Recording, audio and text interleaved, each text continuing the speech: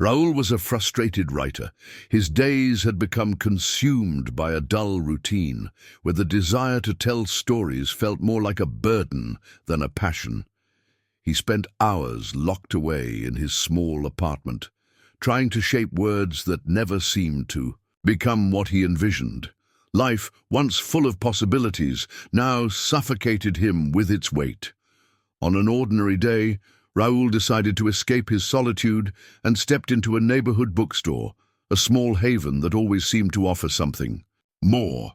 The scent of old paper and hot coffee filled the air, a comforting presence that made him feel at home. And there, between shelves crammed with books, he met Ana. Ana was a young woman full of dreams, with curious eyes and an energy that was nothing short of contagious. She worked at the bookstore, surrounded by stacks of books and stories that somehow seemed to reflect her own soul. Raoul never imagined that a casual visit would change his life forever. "You're a writer, aren't you?" Ana asked with a warm smile. Caught off guard by the direct question, Raoul simply nodded, unsure of what to say. She led him to a section of the store where the oldest books were kept, as if she knew exactly what he needed. "This one," she said, handing him an old journal, its pages yellowed with time. As he opened the journal, Raoul came across the words of a lost love.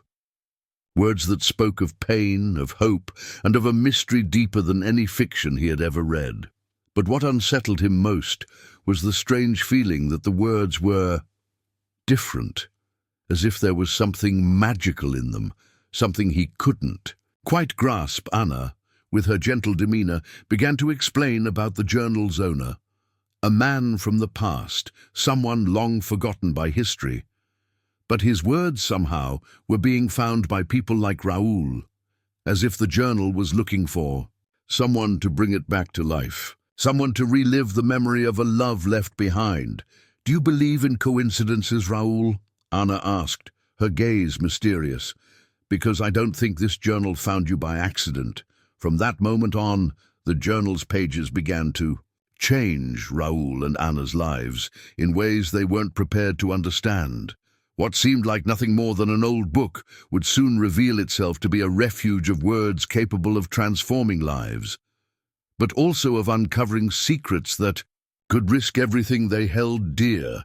And yet the real question wasn't about the journal itself, but about who had truly written the words inside, and what he still wanted from Ana and Raoul.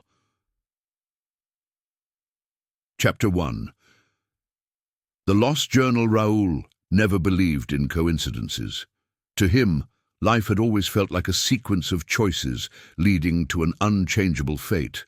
But in that moment, holding the old journal in his hands, its words intertwining with his own heart, he began to question everything he once thought was true.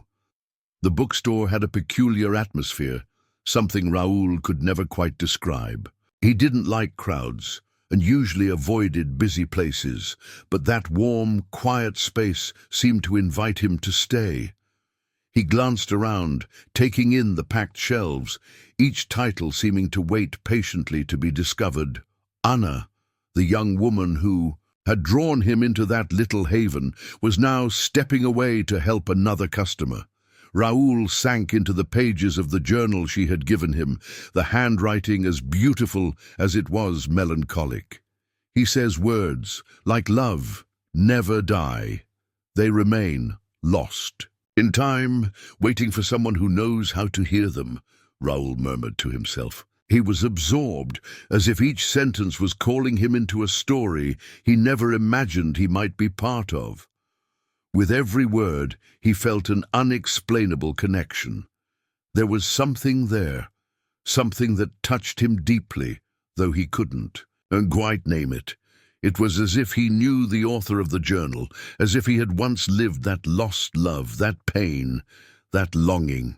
And yet, he knew he had never experienced anything like it. When Ana returned to where he stood, Raoul looked up, confused. "Who was he?" he asked, unable to hide his curiosity. "The journal's owner?" she replied. Her expression turned. thoughtful, as if she had been expecting the question all along. No one knows for sure. He was a writer, but his words faded with time. What we do know is that he wrote the journal as a refuge for his emotions. Some say he had a lost love, but no one knows her name. He kept everything hidden there, and then he simply vanished. Raul felt a chill run through him. He didn't know why, but the story stirred something inside him that he couldn't explain. What was that lost love?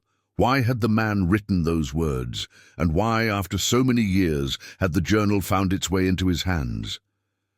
"Do you believe in fate?" Ana asked, pulling him from his thoughts. Raul stared at her for a moment. Caught off guard by the question, he didn't really know what to say. He'd always believed life was a matter of choices, but now something deep inside him was whispering that something bigger was at play. "I'm not sure," he said hesitantly, "but I feel like I'm being pulled into something I don't understand yet." Anna smiled with a calmness that held the wisdom of someone older. "Sometimes words have the power to guide us. You may not understand it all right now, but something inside you is about to wake up." Those words stayed with Raul as he said goodbye to Anna and the bookstore. But as he stepped out of that place, which already felt strangely like a part of his life, he couldn't shake the feeling that he wasn't truly ready for what was coming. That night, Raul tried to fall back into his routine, but he couldn't. The words from the journal echoed through his mind. He felt as though he were diving into an abyss, with the journal as the only thing anchoring him to reality. He had to understand what was happening. He needed to find out more about that lost writer, the man who had poured his emotions into words that now felt like they were written just for him, as if fate had tied their lives together. He spent hours at his small desk, typing the first words of a new story, but nothing seemed to fit. The inspiration that once came to him like a sudden wave was nowhere to be found. It was as if his mind was trapped inside the journal and the story it carried. He couldn't focus on anything else. The unknown author's words were consuming his every thought.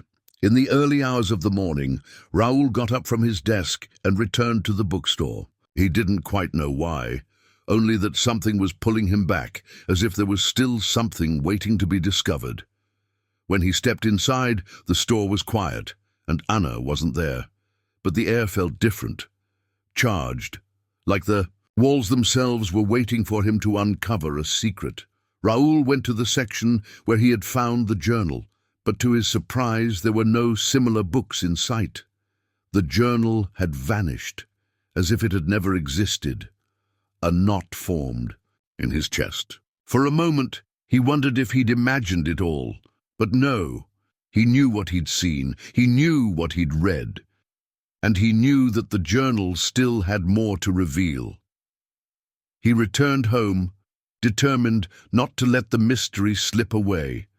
The words written on those time-worn pages were becoming more than just a puzzle. They were becoming part of him. That night, Raul didn't sleep. He stared at the journal, its pages filled with words that seemed to have a life of their own. Each time he read them, something inside him shifted. He didn't know where this path would lead, but he knew, deep down, that his life was about to change forever. Chapter 2. The Secret in the Shadows. Raul woke with the unsettling feeling that something was watching him. It was vague, like a whisper in the shadows, something he couldn't explain, yet he knew it was there. The journal sat on his desk, beside the typewriter, and he stared at it as if it were the only thing that made sense amid the storm in his mind. The night before had been long, filled with nightmares and fragments of disconnected thoughts. Raul felt an obsessive need to return to the journal, to understand the words that had tangled themselves around his heart. He sat at the desk, his hand trembling slightly as he picked up the book. The words on the yellowed pages seemed to come alive with every new reading. He was becoming more and more obsessed. Solitude teaches us to recognize what truly matters, Raul read aloud, feeling the weight of the words deep in his soul. On some level, he was aware that the author of the journal was speaking directly to him. It was as if the writer knew his fears, his doubts, his flaws. As if he knew exactly what Raul needed to hear to make sense of his own life. But as he turned the page, something shifted. The words no longer felt like reflections on loneliness. They were different. There was something darker, something Raul couldn't quite grasp, yet it pulled him in like a magnetic force. The lines were distorted, almost illegible, as if they'd been written in haste. Raul read, "The eyes of the one who writes are more powerful than the words. They hold secrets that cannot be revealed." A shiver ran down Raul's spine. Who had written that? Why did those words feel so personal? As if the author was trying to say something directly to him, something even the journal itself wasn't willing to reveal. In that moment, Raul knew he needed more answers. He couldn't stop now. The journal had already shifted his view of life, of love, of his own insecurities. But what he still didn't know was what lay beneath it all. He had to uncover more. Something deep within him was calling, urging him to continue this journey. Determined to find more clues, Raul returned to the bookstore. But when he arrived, he sensed something was different. The store felt darker, quieter, almost as if it had been waiting for him. The warm, inviting atmosphere from before was now tinged with a sense of mystery, as if the place was hiding something he wasn't yet ready to see. Ana wasn't at the front, like usual. Raul searched for her for several minutes, until he finally found her in the back of the store, near a dusty bookshelf. Her face was pale, eyes fixed on an old box that looked like it had been forgotten for years. When he approached, Ana looked up at him, but something in her expression had changed. The lightness in her eyes, the dreamy glow she always carried, it was gone. She looked afraid. "I found something," she said in a low voice, as if scared of being overheard. "Something you need to know." Raul felt his chest tighten. At first, he didn't understand what she meant. But when he looked at the box in her hands, something inside him knew it had to do with the journal. "What is it?" he asked, curiosity and fear blending in his voice. Ana hesitated, as if deciding whether she should say anything at all. Then she opened the box and pulled out a worn piece of paper. She handed it to Raul, and as soon as he touched it, he recognized the handwriting, the same careful script from the journal. "I found this piece of paper hidden between the pages of the journal," Ana explained, her voice heavy. "It seems like the author was trying to hide something, but didn't succeed, something that could change everything." Raul froze as he read what was written on the page. It was a short message, but the words burned into his mind. "The love I wrote about no longer belongs to me. It was lost in the shadows of who I once was. But you, Raul, you have the power to recover what was left behind. What lies ahead will be more dangerous." He looked at Ana, trying to make sense of what it meant. How did the author know his name? And why did he suddenly feel so entangled in something he had never sought out? The journal, this book, was becoming more than just a story. It was becoming part of him, of his life, of his path. "You don't understand," Ana said, her voice shaking. "The author didn't disappear by accident. He knew what he was doing. And now, Raul, you're inside something much bigger than you think. The journal isn't just a reflection of the past. It has the power to shape the future. But you have to be careful. Every word you read pulls you in deeper." Raul didn't know what to do with her words. He felt like he was being dragged into an abyss, and yet he couldn't resist. He knew he had to keep going. He had to find out what was happening. Those words, that journal, they were becoming an undeniable truth. And as he looked at Ana, Raul realized she was just as lost as he was. Somehow they were connected, bound by something far greater than simple chance. Chapter 3. The Echo of Words. The feeling that Raoul's fate was entwined with the journal no longer seemed like mere intuition. It was an undeniable truth, like an invisible force pulling him deeper into a mystery he wasn't ready to face. The words in the journal were becoming clearer, but at the same time, darker.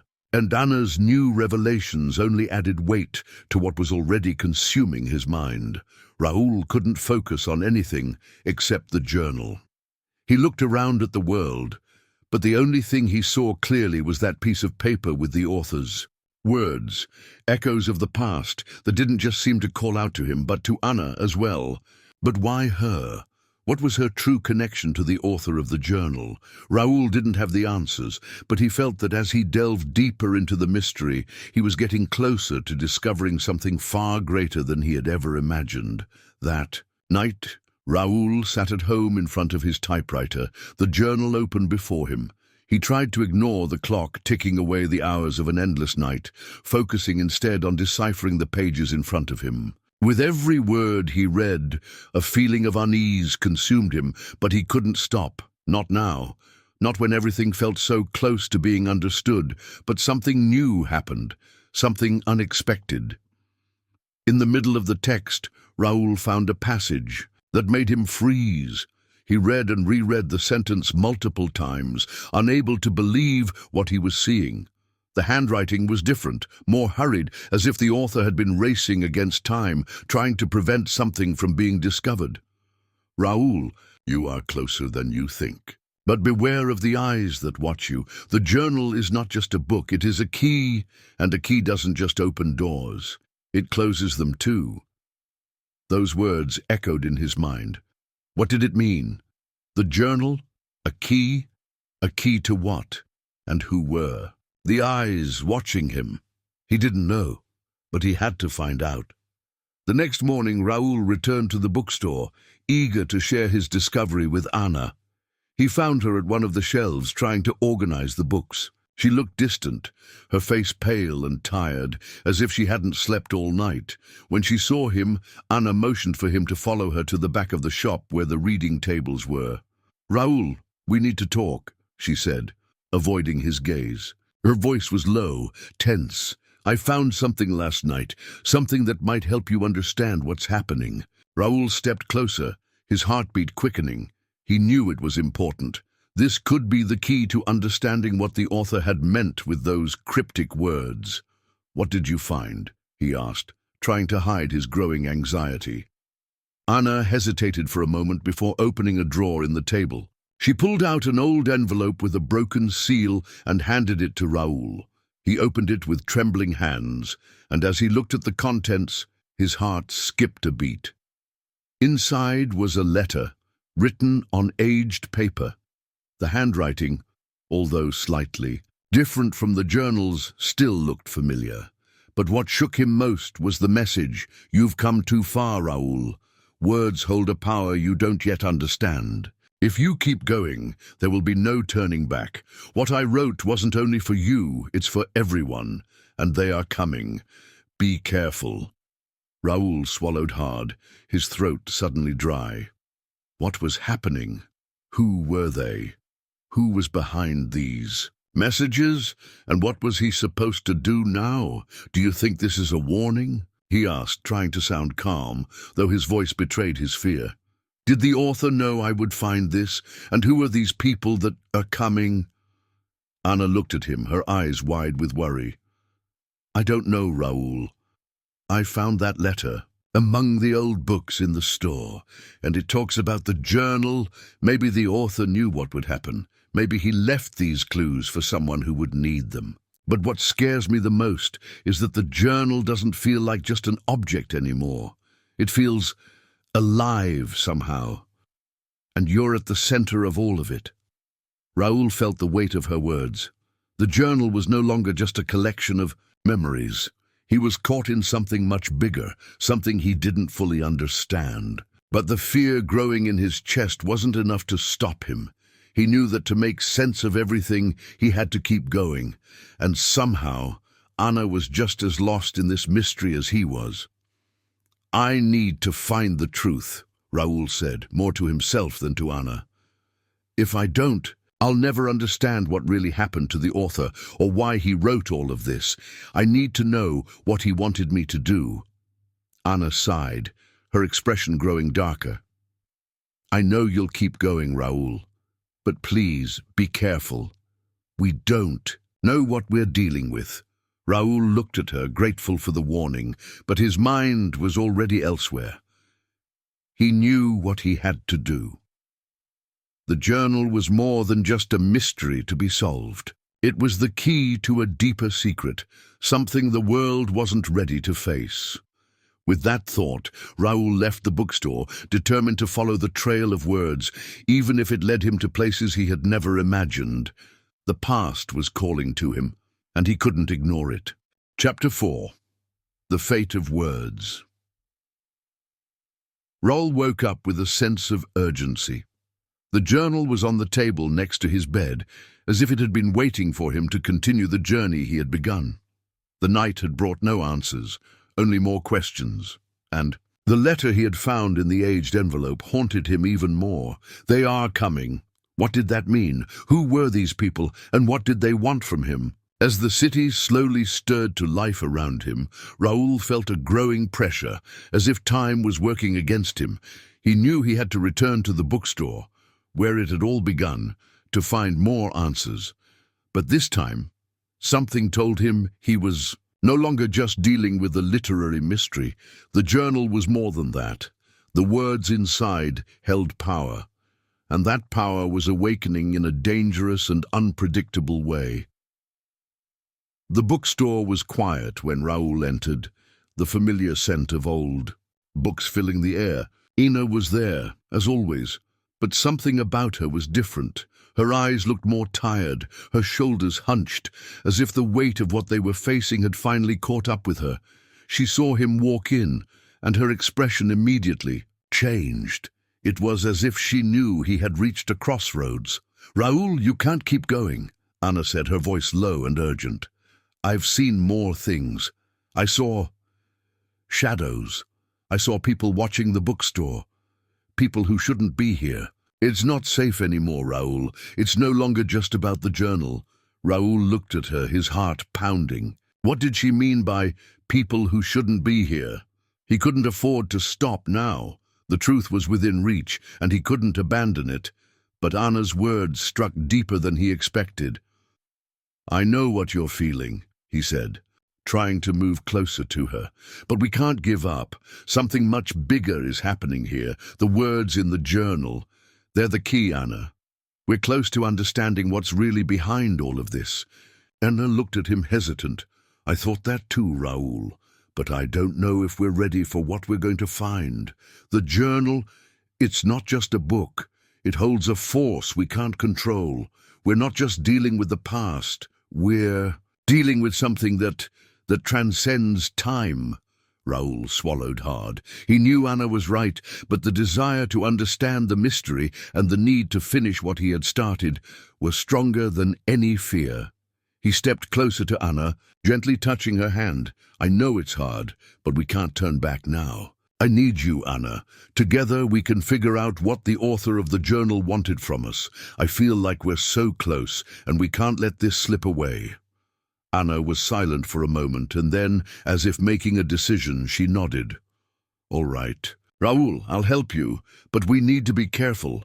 We don't know what we're up against, and I don't want this to destroy you. We'll uncover the truth, but cautiously." Raul smiled in relief, and together they began searching for more clues in the journal. But as they flipped through the pages, something began to change. The words started to shift before their eyes, changing shape and meaning, as if the book itself were alive, reacting to their touch. They were interacting with something they couldn't control. Suddenly, a word appeared on the page, written in a different, more aggressive handwriting: "Destroy." The word jumped out at Raul, sending a chill down his spine. He looked at Ana, who was as pale as he was. "What does it mean?" Raul asked, his voice hoarse. Ana looked at the journal, horror in her expression. This wasn't here before. That word wasn't part of the text. Someone or something is manipulating the journal. Raul felt a fear he had never known before. They were dealing with something far beyond their understanding.